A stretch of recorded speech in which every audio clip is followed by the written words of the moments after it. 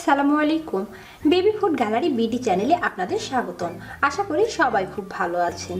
আজ আমি আপনাদের সাথে শেয়ার করব পালং শাকের দারুণ মজার পাকোড়া রেসিপি। এই পাকোড়াটি আপনাদের ঘরে থাকা অল্প উপকরণে ঝটপট তৈরি করে নিতে পারেন। যেমন হেলদি তেমন টেস্টি। বিশেষ করে বাচ্চারা তো শাক খেতে চায় না, তাদেরকে এই পাকোড়ার বাহানাতে শাক অনায়াসে খাইয়ে দিতে পারবেন এবং তারাও মজা করে খাবে। বাচ্চাদের স্কুলের টিফিন বা বিকেলের নাস্তায় ঝটপট তৈরি করে ফেলতে পারেন এই পাকোড়া।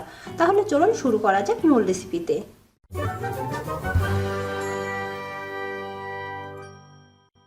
পালং পাকোড়া তৈরি করার জন্য আমি এখানে এক মুঠো পালং শাক কুচি করে নিয়েছি। পালং শাকটা আমি কুচি করার আগে ভালোভাবে ধুয়ে নিয়েছি এবং তারপরে কুচি করে নিয়েছি। লাগবে 1 কাপ ময়দা।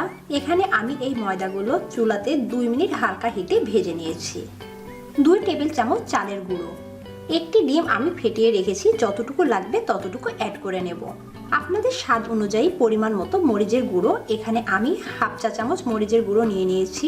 লবণ পরিমাণ মতো ও হলুদের গুঁড়ো 1/3 চা চামচ।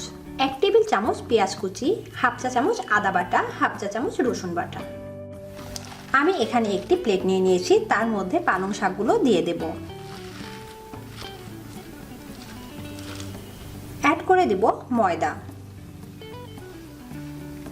2 টেবিল চামচ চালের গুঁড়ো, আদা বাটা, রসুন বাটা ও পেঁয়াজ, লবণ, মরিচ, হলুদ। শাক প্রথমে অনেক বেশি লাগে, নাড়তে চাড়তে কিন্তু এটা কম লাগবে এবং শাকের মধ্যে থেকে পানি ছাড়বে। প্রথমে আমি খুব ভালোভাবে কষলে নেব, তাতে হচ্ছে লবণগুলো সব জায়গাতে মিশিয়ে যাবে।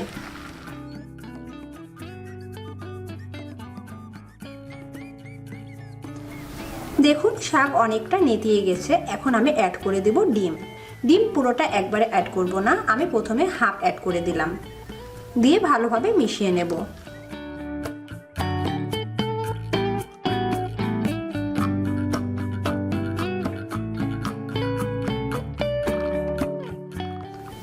আবার হাফ অ্যাড করে নেব।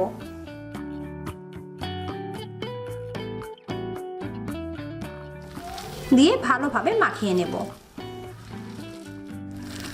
পাকোড়ার ডো রেডি।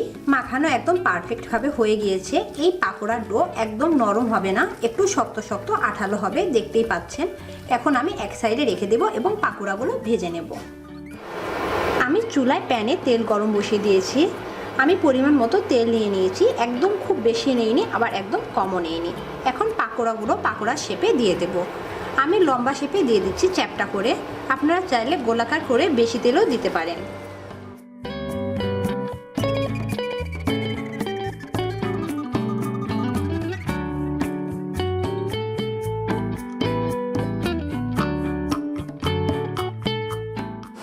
আমি পাকোড়াগুলো এখন মিডিয়াম হিটে ভেজে নেব।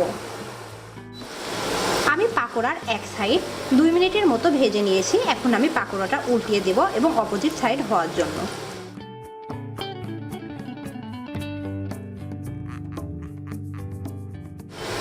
যেহেতু শাক দিয়ে পাকোড়াটা তৈরি, সেদ্ধ হতে কিন্তু খুব বেশি সময় লাগে না।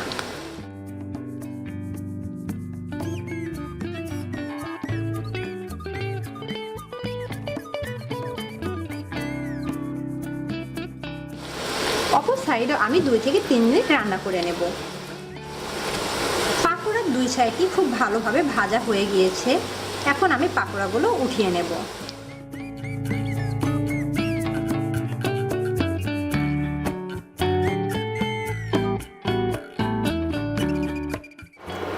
এভাবে আমি পরবর্তী পাকোড়াগুলো ভেজে নেব।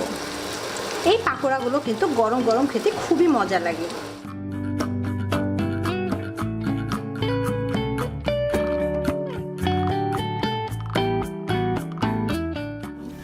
রেডি হয়ে গেল গরম গরম পালং পাকোড়া। এই পাকোড়া কিন্তু গরম গরম খেতে বেশ মজা লাগে।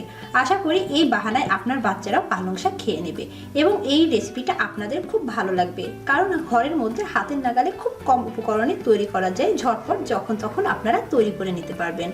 আমার ভিডিওটি যদি আপনাদের ভালো লেগে থাকে অবশ্যই আমার চ্যানেলটি সাবস্ক্রাইব করবেন, আমার ভিডিওতে লাইক কমেন্ট শেয়ার করে আমার পাশে থাকবেন ও আমার সন্তানদের জন্য দোয়া করবেন। আল্লাহ হাফেজ।